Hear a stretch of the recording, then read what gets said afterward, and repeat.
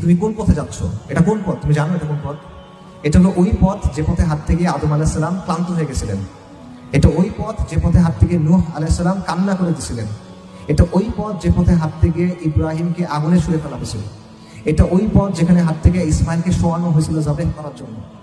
এটা ওই পথ যেটার জন্য সস্তা দামে বিক্রি করে দেওয়া হয়েছিল ইউসুফ আলাইহিস সালামকে, কারাগারে থাকতে হয়েছিল থেকে কয়েক বছর। এটা ওই পথ যেখানে হাঁটার জন্য জাকারিয়াকে করাত দিয়ে দ্বিখণ্ডিত করা হয়েছিল। এটা ওই পথ যেখানে যাওয়ার জন্য জবেহ করা হয়েছিল সাইয়্যিদিনা ইয়াহইয়াকে। এটা ওই পথ যেখানে আইয়ুব আলাইহিস সালাম রোগে ভুগছিলেন। এটা ওই পথ যেখানে দাউদ আলাইহিস সালাম তার কান্না সব সীমা অতিক্রম করে চলে গেছিল। এটা ওই পথ যেখানে হাত থেকে ঈসা আলাইহিস সালাম নিঃসঙ্গ জীবনযাপন করতে হয়েছে। এবং এটা ওই পথ যেখানে জন্য রাসূলুল্লাহ সাল্লাল্লাহু আলাইহি ওয়াসাল্লামকে অসংখ্য কষ্ট সহ্য করতে হয়েছে। এটা ওই পথ। তো তুমি কোন পথে হাঁটতেছো? তুমি এখনো খেল তামাশার মধ্যে আছো। পথিক, তুমি কোন পথে যাচ্ছ?